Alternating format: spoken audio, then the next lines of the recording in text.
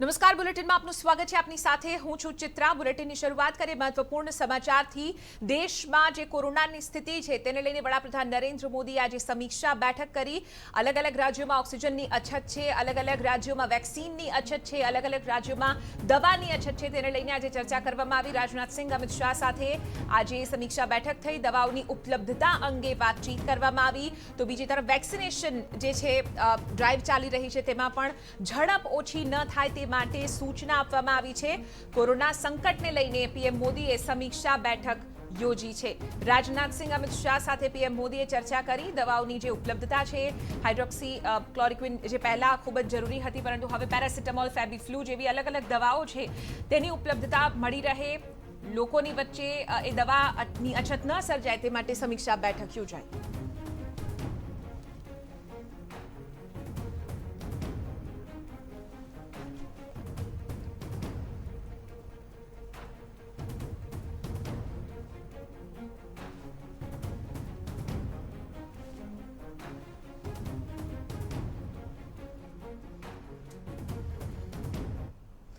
વાત કરીએ હવે કોરોના વાયરસની આંખો પર થતી અસર.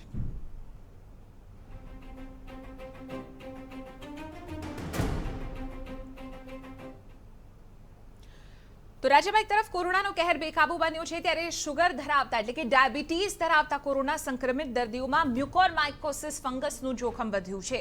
આ પ્રકારની બીમારી ધરાવતા દર્દીઓનું પ્રમાણ પણ રાજ્યમાં ચિંતાજનક રીતે વધી રહ્યું છે.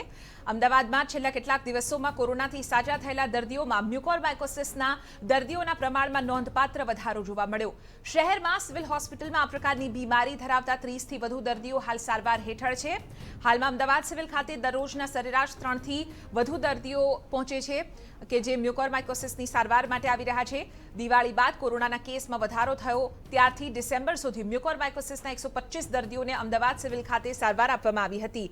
આ પછી ફેબ્રુઆરી સુધી તેના માંડ 2 જેટલા દર્દી આવ્યા, પરંતુ છેલ્લા 10 દિવસથી ફરી એક વખત મ્યુકોરમાઇકોસિસના દર્દીઓના પ્રમાણમાં વધારો થયો છે.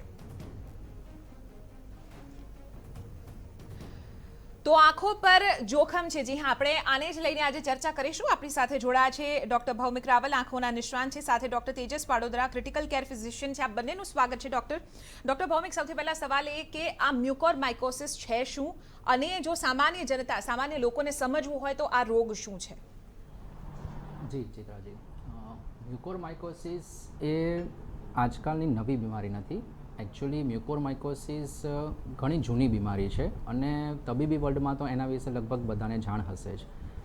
પરંતુ આ કોવિડના કેસીસ વધવાના કારણે એનો ઇન્સિડન્સ રેટ વધી ગયો છે. એટલે આજકાલ મ્યુકોરમાઇકોસિસના કેસો તમે કહો છો એ પ્રમાણે દર 3જા કે 5મા વ્યક્તિને દાખલ થવાની જરૂર પડે છે. મ્યુકોરમાઇકોસિસ એ એક જાતની ફંગસ છે જે જનરલી રૂટીન એન્વાયરમેન્ટમાં જોવા મળતી જ હોય છે, પરંતુ એવા કેટલાક કેસીસમાં કે જ્યારે વ્યક્તિની ઇમ્યુનિટી સિસ્ટમ ડાઉન હોય, એટલે કે એની લો ઇમ્યુનિટી સ્ટેટસ હોય, જે ખાસ કરીને કોવિડ પછીના સ્ટેટમાં જોવા મળે છે અને અનકન્ટ્રોલ ડાયાબિટીસવાળા પેશન્ટમાં વધારે જોવા મળે છે.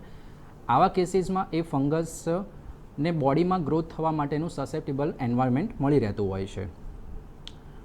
એટલા માટે મ્યુકોરમાઇકોસિસ જો સાદી લેંગ્વેજમાં સમજીએ તો એ બ્લેક ફંગસ તરીકે પણ ઓળખવામાં આવે છે નોર્મલ પીપલ્સમાં, કારણ કે એનો જે દેખાવ અને એની જે એપિયરન્સ જોવા મળતું હોય છે એ બ્લેક કલરના એસ્કાર ફોર્મેશન જોવા મળતા હોય છે નાક અને આસપાસના એરિયામાં, જેના માટે એને બ્લેક ફંગસ તરીકે પણ લેમેન પીપલમાં ઓળખવામાં આવે છે.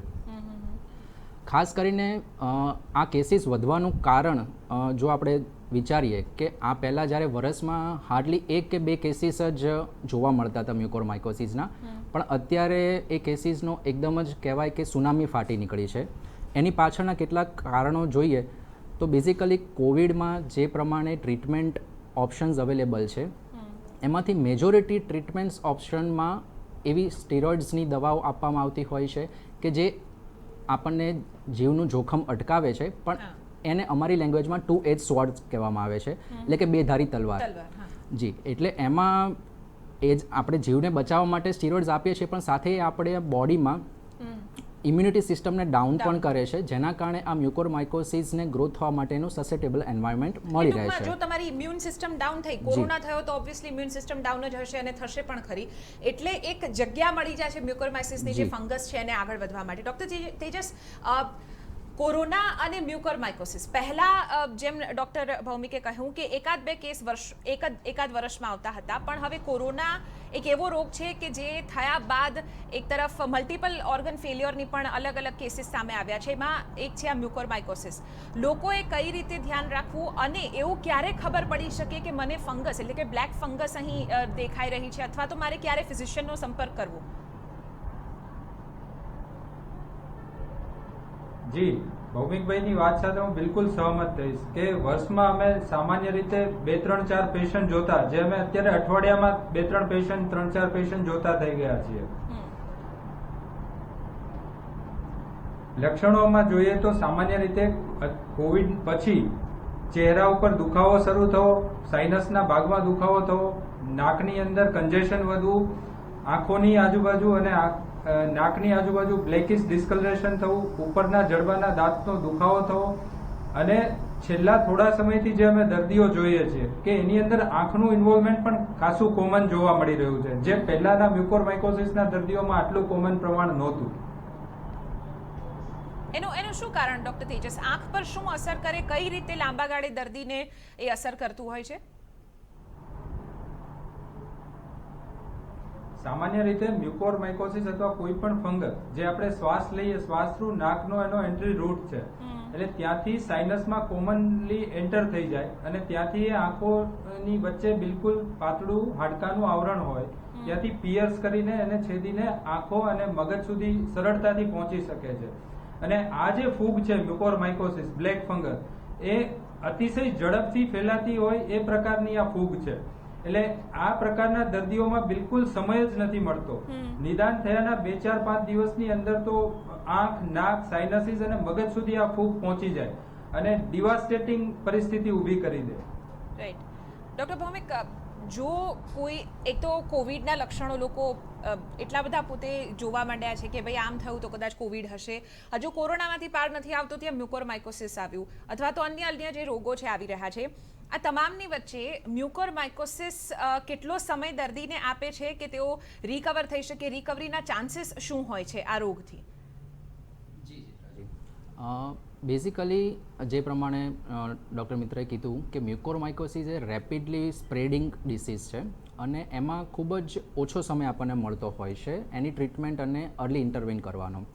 હવે આવા કેસીસમાં બિનજરૂરી પેનિક થવાની જરૂર નથી. પહેલી વસ્તુ, ઓલરેડી આ વસ્તુ મેડિકલ ફિલ્ડમાં નોન છે, એની ટ્રીટમેન્ટ અવેલેબલ છે, અને જો સમયસર એને તપાસીને એનું નિદાન કરવામાં આવે અને સમયસર જો એને જરૂરી દવાઓ અને એનું જે ડેબ્રાઇમેન્ટ, સર્જિકલ ડેબ્રાઇમેન્ટ કરવાનું હોય છે એ જો કરવામાં આવે તો મોટા ભાગના કેસીસમાં, લગભગ 80% કેસીસમાં એનો રિકવરી ખૂબ જ સારા પ્રમાણમાં જોવા મળે છે. હા, થોડા ઘણા અંશે એમાં કોમોર્બિડિટીઝ થતી હોય છે, પરંતુ આંખ જવાનું જોખમ કે જીવનું જોખમ ખાલી 20-30% કેસીસમાં જોવા મળતું હોય છે. એટલે આવા કેસીસમાં જો દર્દીને કોઈ પણ અનયુઝ્યુઅલ લક્ષણ જણાય, જેવી રીતે ડૉક્ટર મિત્રે કીધું કે નાકની આસપાસના ભાગમાં તમને કોઈ બ્લેક સ્પોટ્સ દેખાય છે, નાકમાં તમને પફીનેસ એટલે કે શ્વાસ લેવામાં તકલીફ પડે છે, નાક અને આંખની વચ્ચેના ભાગમાં લાલાશ પડતી ચામડી થાય છે, અથવા તો પર્ટિક્યુલરલી આંખ માટે કહું તો આંખમાં તમને આંખનું પોપચું ઢળી જવું, જેને અમારી લેંગ્વેજમાં ટોસિસ કહેવાય છે, એમ એની સાથે આંખની અંદર ડબલ વિઝન એટલે કે ડિપ્લોપિયા અને આ અન્ય વિઝન અફેક્ટ કરતી જે લક્ષણો જોવા મળતા હોય છે, જો આવા કોઈ પણ લક્ષણો જણાય તો પેનિક થયા વગર તમારી નજીકના ENT ડૉક્ટર અથવા તો ઓપ્થેલ્મોલોજિસ્ટનો સંપર્ક કરો. તે યોગ્ય નિદાન કરશે અને ENT ડૉક્ટર એન્ડોસ્કોપી વડે તેનું બાયોપ્સી કરીને આપણને જલ્દીમાં જલ્દી એનું નિદાન કરી આપે, જેનીથી તેના બાદ આપણે એમ્ફોટેરિસિન B એની જે સારવાર અવેલેબલ છે એ સ્ટાર્ટ કરીને આપણે જલ્દીથી જલ્દી એમાંથી બચી શકીએ છીએ. બિલકુલ. જનરલી કોવિડનું જે પેશન્ટ હોય છે રિકવર થયા બાદ કેટલા દિવસમાં આના લક્ષણો જો આવવાના હોય તો એ કેટલા દિવસોની અંદર ડૉક્ટર ભૌમિક જોવા મળે છે? એવો કોઈ જ ફિક્સ ડ્યુરેશન છે નહીં. કેટલાક કેસીસમાં ડ્યુરિંગ ધ કોવિડ જ્યારે પેશન્ટ એડમિટ હોય છે ત્યારે પણ એના લક્ષણો સ્ટાર્ટ થતા હોય. બેઝિકલી જે લોકો ICU એડમિટ હોય છે એવા પેશન્ટ જે લોકોને 24 અવર ઓક્સિજનની સારવાર ચાલતી હોય છે, સાથે સાથે અનકન્ટ્રોલ ડાયાબિટીસ અથવા તો પહેલાંની કોઈ એમની જૂની બીમારી જેમ કે કેન્સર, કિડની બીમારી, જેના કારણે તે લોકો ઓલરેડી ઇમ્યુનો કોમ્પ્રોમાઇઝ સ્ટેટમાં છે. આવા કેસીસમાં એ લોકોને થવાના ચાન્સીસ ખૂબ જ વધારે હોય છે. એવા કેટલાક કેસીસ પણ જોવા મળ્યા છે કે કોરોનાની રિકવરી થયા બાદ પણ 2 થી 3 મહિના પછી પણ મ્યુકોરમાઇકોસિસના કેસીસ સામે આવતા હોય છે. એટલે આ ડિસીઝને આપણે લાઇટલી ના લઈએ, પણ એની સામે સાવચેતી. તમને આવા કોઈ પણ લક્ષણો જોવા મળે તો નજીકમાં નજીક તમારા ડૉક્ટરનો સંપર્ક કરો, તમારી સેલ્ફ મેડિકેશન ના કરો. બિલકુલ. આપણી સાથે ત્રીજા એક્સપર્ટ જોડાઈ ગયા છે ડોક્ટર અમિત હાપાણી, કન્સલ્ટન્ટ ફિઝિશિયન છે, રાજકોટથી જોડાયા છે. ડોક્ટર અમિત, આપનું સ્વાગત છે. મ્યુકોરમાઇકોસિસની ચર્ચા કરી રહ્યા છે. ખાસ તો ડાયાબિટીસના દર્દીઓને ડોક્ટર કેટલી અસર કરે છે આ રોગ?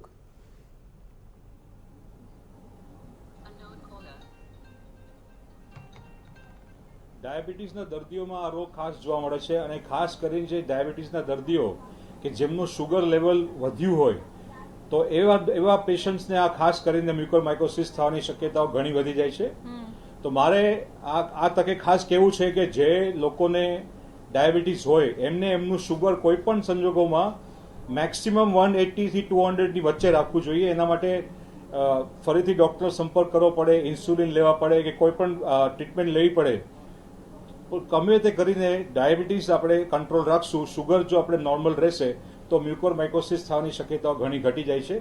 બાકી ડાયાબિટીસના જે દર્દીઓ છે તે આ રોગ માટે સૌથી વધારે સંક્રમિત થવાના લક્ષણો ધરાવતા હોય છે, કેમ કે એમને આ રોગ થવાની શક્યતાઓ મેક્સિમમ છે.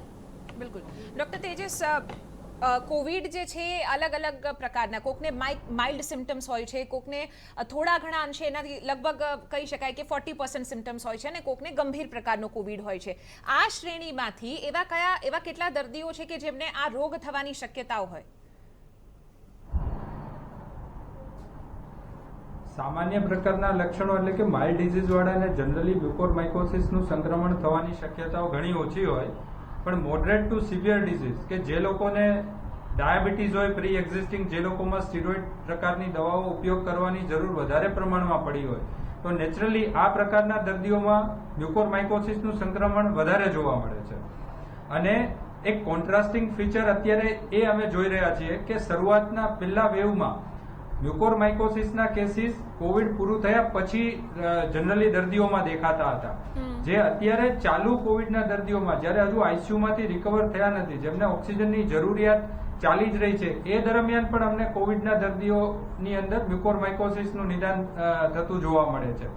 બીજા એક બે કારણોની વાત કરું અત્યારે અહીંયા, તો આપણા ઇન્ડિયન પોપ્યુલેશનમાં અનડાયગ્નોઝ ડાયાબિટીસ એટલે કે અમે એવા ઘણા દર્દીઓ જોયા કે જેમનું એડમિશન વખતે અમે શુગર ચેક કરીએ સ્ટીરોઇડ દવાઓ શરૂ કરતા પહેલા 3 મહિનાની એવરેજ શુગર, તો એ પણ ઘણા દર્દીઓમાં વધારે જોવા મળે છે.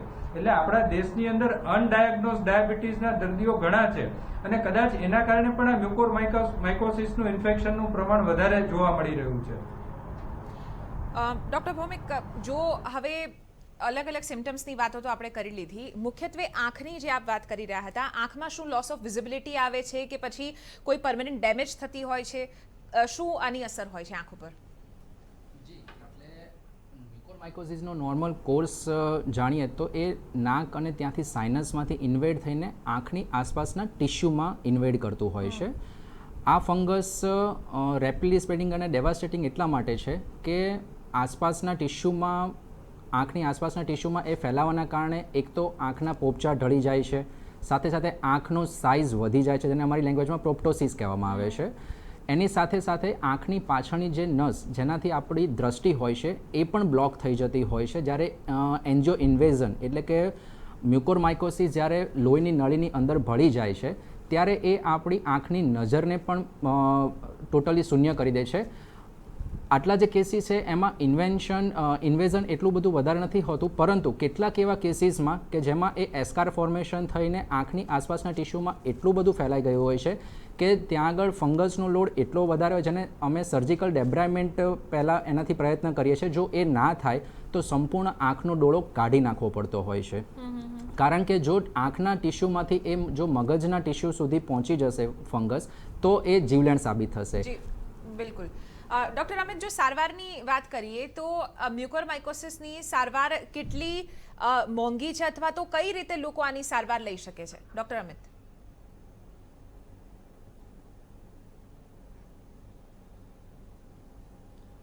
મ્યુકોરમાઇકોસિસની સારવાર 2 તબક્કામાં થાય છે. સર્જિકલ એમાં જે ઇન્ટરવેન્શન આવે તો સર્જિકલને ENT સર્જન્સ, ઓપ્થેલ્મિક સર્જન્સ અને બીજા સર્જન્સ તો કરતા હોય છે. અને સર્જરી થયા પછી એની દવાઓ ચાલતી હોય છે જે 3 વીક સુધી, ઘણીવાર 4 વીક સુધી ચાલી શકે. આ દવામાં ઘણા પ્રકાર છે કે જેમાં જે એમ્ફોટેરેસિન B નામની દવામાં આપવામાં આવે છે. તો એના લાઇપોઝોમલ ને બીજા વેરિયન્ટ્સ હોય છે. લાઇપોસોમલ વેરિયન્ટ વધારે સારું હોય છે, પણ આ સારવાર હાલમાં ઘણી ખર્ચાળ છે. એક સામાન્ય માણસને કદાચ ના પરવડે એવી આ સારવાર છે, કેમ કે આ જે દવા છે લાઇપોસોમલ, તમે જે દવા એમ્ફોટેરેસિન લ્યો તો એ રોજના ઘણા બધા ઇન્જેક્શન્સ ઘણી બધી વાર લગભગ 3 થી 4 અઠવાડિયા લેવા પડે.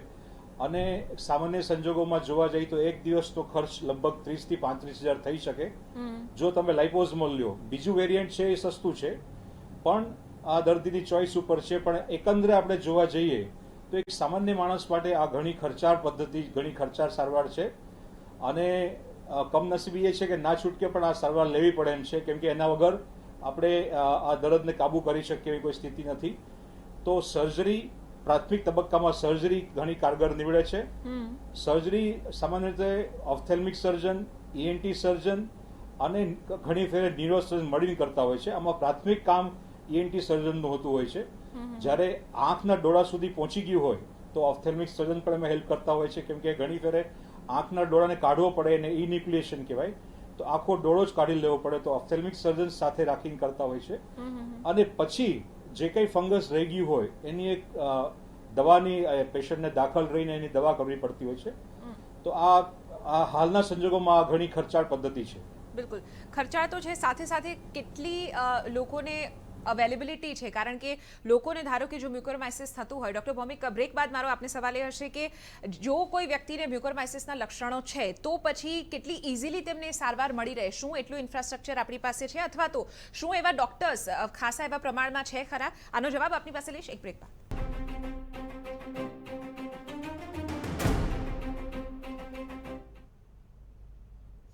Welcome back. તો આપણે ચર્ચા કરી રહ્યા છે મ્યુકોરમાઇકોસિસની. ડૉક્ટર ભૌમિકને જે રીતે અગાઉ મેં સવાલ કર્યો કે જો કોઈ વ્યક્તિને મ્યુકોરમાઇસિસ થયો, જેમ ડૉક્ટર અમિતે કહ્યું કે થોડી ખર્ચાળ તો છે આ સારવાર, પણ જો એ સારવાર લેવી હોય તો ઇઝીલી ડૉક્ટર્સ શું આપણી આજુબાજુ અવેલેબલ છે, ખાસ રાજ્યની વાત કરીએ તો? જી ચિત્રાજી, એકચ્યુઅલી મ્યુકોરમાઇકોસિસની સારવાર વેલ અવેલેબલ તો છે જ, પણ જે પ્રમાણે આપણી પબ્લિકની મેન્ટાલિટી છે કે જ્યારે કોરોનાની ટ્રીટમેન્ટ સ્ટાર્ટ થઈ ત્યારે આપણને ખબર પડી કે રેમડેસિવિર એની સામે કામ કરે છે, તો લોકોએ એને સ્ટોરેજ કરવાનું ચાલુ કર્યું, સ્ટોક કરવાનું ચાલુ કર્યું, black marketing and everything. Now I am afraid કે આ જ વસ્તુ મ્યુકોરમાઇકોસિસના કેસમાં ના થાય તો સારું, કારણ કે જે રીતે લોકોને સોશિયલ મીડિયાથી, ન્યૂઝપેપરથી, બધી રીતે જે પ્રમાણે ખબર પડે છે કે એમ્ફોટેરેસિન B એ એની સામે કારગર દવા છે.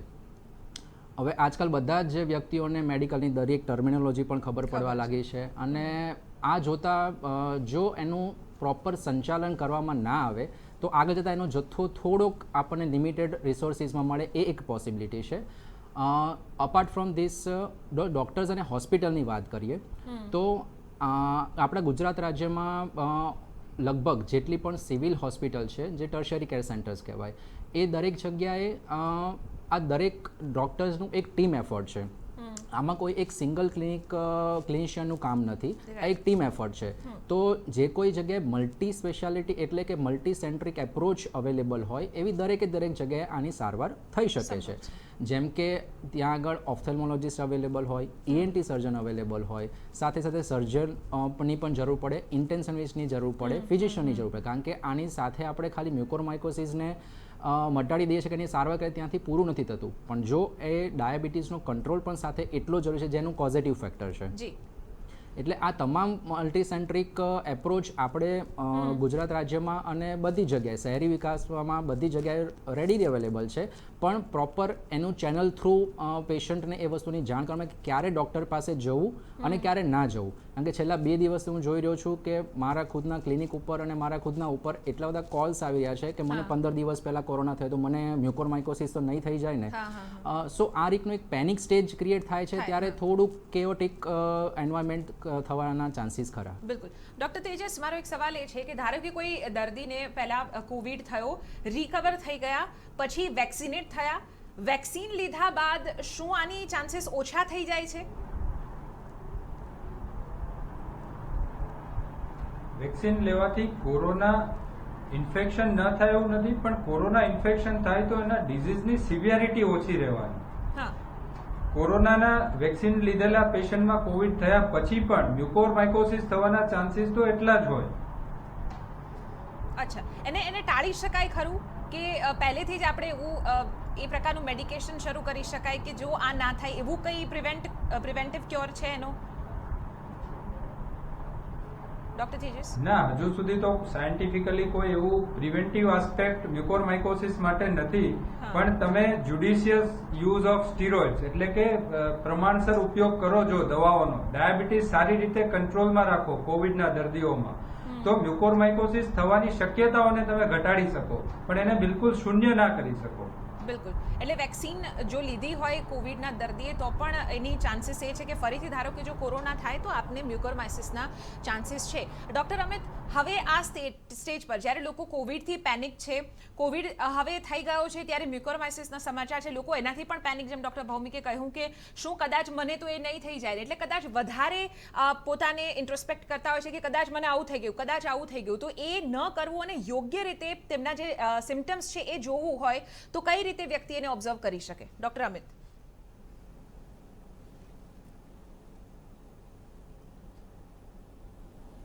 જે બી પેશન્ટ્સ છે જેને કોવિડ થયેલું છે, જે પોસ્ટ કોવિડ સ્ટેટસમાં હવે આવી ગયા છે, અને એમને જો શુગર હાઈ રહેતું હોય અથવા એમને કોઈ એવી દવાઓ ચાલતી હોય કે જેને કારણે એની રોગપ્રતિકાર શક્તિ ઘટી જતી હોય, એક તો કોવિડને કારણે પણ ઇમ્યુનિટી આપણી ઘટતી હોય છે, તો એવા જે દર્દીઓ છે જેને શુગર મેં કીધું વધારે રહેતું હોય, તો એવા લોકોએ ખાસ સસ્પિશન રાખવું જોઈએ કે એમને મ્યુકોરમાઇકોસિસ થવાની શક્યતાઓ છે. કોઈ પણ દર્દીએ પેનિક થવાની જરૂર નથી, એને ગભરાઈ જવાની જરૂર નથી. દરેક વ્યક્તિને આ નથી થતું, અને ખાલી અમુક સબસેટ ઓફ પેશન્ટ્સ છે જેમાં આ થવાની શક્યતાઓ છે. તો ખાસ આપણે ધ્યાન રાખવાનું કે આપના મોઢાના ભાગમાં ક્યાંય પણ સોજો આવે, આપને આંખની આસપાસની ચામડી થોડી પણ કાળી થતી હોય લાગે, આપને દાંત પડી જાય અથવા દાંતમાં અસહનીય દુખાવો થાય, આપને મોઢામાં ખાલી ચડતી હોય, આપને વધારે પડતો અસહનીય માથાનો દુખાવો થતો હોય, અથવા નાકમાંથી લાલ અથવા બ્રાઉનિશ કે ઘેરા કલરનો પ્રવાહી બહાર નીકળે અને તમારો શુગર વધારે રહેતું હોય, તો તમારે એ સસ્પિશન ત્યારે શક્યતા રહે કે તમને મ્યુકોરમાઇકોસિસ છે. અને આ પ્રાથમિક લક્ષણો છે. આ લક્ષણો આવતા વેત તમે જો ડૉક્ટર પાસે જાઓ, ખાસ કરીને ફિઝિશિયન અથવા ENT સર્જનને તમે કન્સલ્ટ કરો, તો આ રોગનું નિદાન સ્ટાર્ટિંગમાં એટલે કે પ્રાથમિક તબક્કે થઈ શકે. પણ જેમ કોવિડ બધાને નથી થતું એમ બધાને આ રોગ લાગુ પડતો નથી. તો સામાન્ય લોકોને મારું આ આહવાન છે કે આપ પેનિક ના થાઓ, આનાથી ગભરાઓ નહીં, પણ સાવચેતી જરૂર રાખો, કેમ કે આપ જો ચેતતા રહેશો તો જ આ રોગ પ્રાથમિક તબક્કામાં પકડાશે અને તો જ આની સારવાર શક્ય અને પૂરી થશે. તો મેં જે સિમ્ટમ્સ કીધા એ સિમ્ટમ્સ જે દર્દીને હોય, જેનું શુગર વધારે હોય, તો એને અચૂક આના આગળની સારવાર લેવી જોઈએ અને તજજ્ઞ ડૉક્ટરો જે છે ENT અથવા તો ફિઝિશિયન એમનો પ્રાથમિક કન્સલ્ટેશન કરવો જોઈએ. પણ આનાથી ગભરાવાની જરૂર નથી, કેમ કે આ બધાને નથી થતો, પણ આનું એક સસ્પિશન રાખવું જરૂરી છે. બિલકુલ. ડૉક્ટર ભૌમિક, મારો સવાલ એ રહેશે કે જો પ્રાથમિક તબક્કે પ્રાઇમરી સ્ટેજ ઉપર કોઈ વ્યક્તિને ખબર પડે કે મને મ્યુકોરમાઇકોસિસ છે, તો રિકવરી કેટલા દિવસમાં આવી શકે છે, કઈ રીતે આની ટ્રીટમેન્ટ આગળ વધે છે અને કેટલા દિવસની અંદર તેઓ ફરીથી નોર્મલ બની શકે છે? જી, ડિપેન્ડ્સ અપોન તમે કયા સ્ટેજ ઉપર હોસ્પિટલ અથવા તો ડૉક્ટર પાસે પહોંચો છો. જો સ્ટાર્ટિંગના સ્ટેજમાં એટલે કે ખાલી નાકના કે સાઇનસના ભાગમાં એનું ઇન્વેઝન થયેલું છે, મ્યુકોરમાઇકોસિસ પેશન્ટ છે, અને તમને એના સિમ્ટમ્સ આવવાથી તમે આઈધર ENT અથવા તો ફિઝિશિયનની સલાહ લો છો, તો એમની ટ્રીટમેન્ટ ENT સર્જન એન્ડોસ્કોપિક લવાજ આપીને અથવા તો એનું ત્યાં આગળથી ક્લિનિંગ કરીને સર્જિકલ ડેબ્રાઇડમેન્ટ કરીને મ્યુકોરમાઇકોસિસનો લોડ ઓછો કરીને અને સાથે ઇન્જેક્ટેબલ એન્ટીફંગલ જે ડ્રગ્સ છે અને સાથે ઓરલ એન્ટીફંગલ ડ્રગ્સ પણ અવેલેબલ છે. આ બંનેની ટ્રીટમેન્ટ કરવાથી લગભગ બધા જ કેસીસમાં આપણે રિકવરી પાછી લાવી શકીએ છીએ.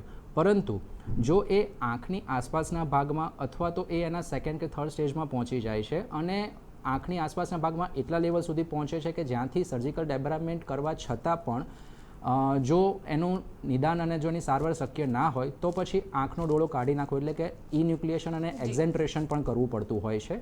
આવા કેસીસમાં પણ આપણે દર્દીનો જીવ બચાવી શકીએ છીએ.